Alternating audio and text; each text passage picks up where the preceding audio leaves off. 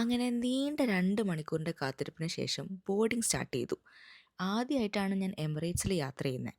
കുറേ നല്ല റിവ്യൂസൊക്കെ ഈ എയർലൈനിനെ കുറിച്ച് ഞാൻ കേട്ടിട്ടുണ്ട്. So I was really excited, especially for the food. അപ്പോഴാണ് ഒരു ആശ്വാസമായേ. Now I am excited. Entertainment system ഒക്കെ കൊള്ളാട്ടോ. അങ്ങനെ ഫ്ലൈറ്റ് ടേക്ക് ഓഫ് ആയി. ഈ ഫ്ലൈറ്റ് ടേക്ക് ഓഫ് ചെയ്യുന്നത് ഒരു പ്രത്യേക ഫീലാണ്. എനിക്കതിൻ്റെ വീഡിയോ ഒക്കെ എടുക്കാൻ ഭയങ്കര ഇഷ്ടമാണ്. പക്ഷേ ഈ കാനഡയിൽ നിന്ന് വന്നിട്ട് അത്ര പ്രത്യേകിച്ച് ഹരിതാപവും പച്ചപ്പും ഒന്നും ഉണ്ടായിരുന്നില്ല. കോക്കോ എന്ന് പറഞ്ഞ മൂവി വച്ച് കണ്ടിരുന്നപ്പോഴേക്കും first meal food review detail ആയിട്ട് വേറൊരു വീഡിയോ ആയിട്ട് ഇടാം കേട്ടോ. ബട്ട് ഈ ഒരു മീൽ കഴിക്കണ വരെ എവറിത്തിങ് വാസ് ഓക്കെ.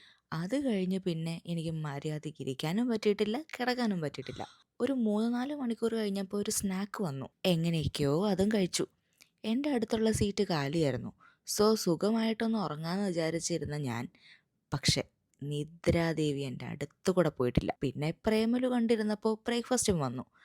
അതിൽ നിന്ന് എല്ലാത്തിൽ നിന്നും ഓരോ സ്പൂൺ വെച്ച് മാത്രമേ ഞാൻ കഴിച്ചിട്ടുള്ളൂ. അപ്പോഴേക്കും നമുക്ക് ലാൻഡ് ചെയ്യാനുള്ള ടൈമൊക്കെ ആയിട്ടോ.